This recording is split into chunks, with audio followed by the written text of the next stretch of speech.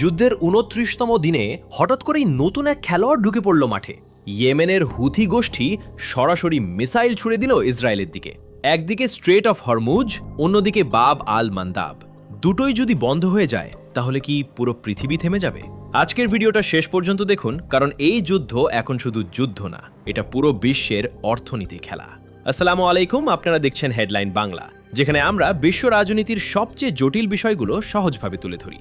আজকের ভিডিওতে আমরা জানব কিভাবে ইয়েমেনের হুথি গোষ্ঠী যুদ্ধে যোগ দিয়ে পুরো সমীকরণ বদলে দিল এবং কেন এই যুদ্ধ এখন আমেরিকার জন্য মরণফাঁদ হয়ে উঠতে পারে। চলো শুরু করা যাক। যুদ্ধের শুরু থেকেই ইরান একদম ভিন্ন কৌশল নিয়েছিল। সরাসরি বড় আক্রমণের বদলে তারা নিয়ন্ত্রণে নিয়েছে স্ট্রেট অফ হরমুজ, যেখান দিয়ে বিশ্বের বিশাল অংশের তেল পরিবহন হয়। এই একটি স্ট্রেট নিয়ন্ত্রণ করেই তারা বিশ্ব জ্বালানি বাজারে চাপ তৈরি করে। একটু ভাবুন, যদি তেলের সরবরাহ বন্ধ হয়ে যায়, দাম বাড়বে, অর্থনীতি কেঁপে উঠবে, বিশ্ববাজার অস্থির হয়ে যাবে। এখন এখানে এসে যোগ হলো আরেকটি বড় ঘটনা। ইয়েমেনের হুথি গোষ্ঠী, যাদের অনেকেই ইরান সমর্থিত বলে মনে করা হয়, তারা আনুষ্ঠানিকভাবে যুদ্ধে যোগ দিল এবং সরাসরি মিসাইল হামলা চালালো ইসরায়েলের দিকে। একটু থামুন, আপনার কি মনে হয় এই যুদ্ধ এখন নিয়ন্ত্রণের বাইরে চলে যাচ্ছে? কমেন্টে লিখে জানান, আর ভিডিওটা লাইক দিতে ভুলবেন না। এই মুহূর্তে সবচেয়ে বড় গেম চেঞ্জার বাব এল মান্দেব এই স্ট্রেটটি লোহিত সাগরকে সংযুক্ত করে এবং সুয়েজ ক্যানালের সাথে যুক্ত, মানে ইউরোপ, আমেরিকা, এশিয়া এই ৩ মহাদেশের বাণিজ্যের একটি প্রধান রুট। এখন যদি এই রুট বন্ধ হয়ে যায়, বিশ্ব বাণিজ্য ধীর হয়ে যাবে, পণ্য পরিবহন ব্যাহত হবে, শেয়ার মার্কেট পড়ে যেতে পারে।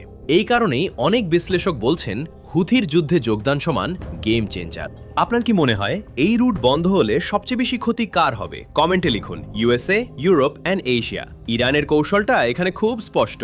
একদিকে হরমুজ, অন্যদিকে বাব আল মান্দাব। দুটোই যদি নিয়ন্ত্রণে থাকে, পুরো বিশ্ব অর্থনীতি তাদের প্রভাবের মধ্যে চলে আসে। এখন আসি যুদ্ধের ময়দানে। ইরান শুধু একা লড়ছে না, লেবাননে হেজবোল্লাহ, ইরাকে পিএমএফ গোষ্ঠী, ইয়েমেনে হুথি, এই ৩ দিক থেকে চাপ তৈরি হচ্ছে। এই স্ট্র্যাটেজিকে বলা হয় মাল্টি ফ্রন্ট ওয়ার, মানে একসাথে বিভিন্ন দিক থেকে আক্রমণ। ফলে প্রতিপক্ষ বিভ্রান্ত হয়ে পড়ে, প্রতিরক্ষা দুর্বল হয়ে যায়। এই ভিডিও যদি এখানে পর্যন্ত দেখে থাকেন, তাহলে অবশ্যই সাবস্ক্রাইব করুন হেডলাইন বাংলা, কারণ আমরা এমন বিশ্লেষণই নিয়ে আসি যা অন্যরা বলে না।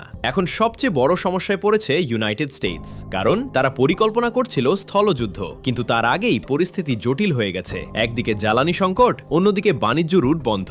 এখন প্রশ্ন, যুদ্ধ চালাবে নাকি অর্থনীতি বাঁচাবে? এই দ্বিধার মধ্যে পড়েছে আমেরিকা। আর ডোনাল্ড ট্রাম্পের জন্য এই পরিস্থিতি আরও কঠিন হয়ে গেছে, কারণ যুদ্ধ যত দীর্ঘ হয়, চাপ তত বাড়ে, খরচ তত বাড়ে, রাজনৈতিক ঝুঁকি তত বাড়ে। এদিকে আবার হুথি গোষ্ঠীর মুখপাত্র ইয়া হাইসারি ঘোষণা দিয়েছেন তারা আনুষ্ঠানিকভাবে যুদ্ধে যোগ দিয়েছে, মানে যুদ্ধ এখন আরও বড় আকার নিতে যাচ্ছে। একটা গুরুত্বপূর্ণ তথ্য হুথিদের কাছে আছে: দীর্ঘ পাল্লার মিসাইল, ড্রোন, সমুদ্র আক্রমণের সক্ষমতা। তারা শুধু স্থল না, সমুদ্রপথও নিয়ন্ত্রণ করতে পারে। এখন একটা বড় প্রশ্ন, এই যুদ্ধ কি বিশ্বযুদ্ধে রূপ নিতে পারে? আপনার কি মনে হয় এই পরিস্থিতি কতটা বিপজ্জনক? কমেন্টে আপনার মতামত দিন।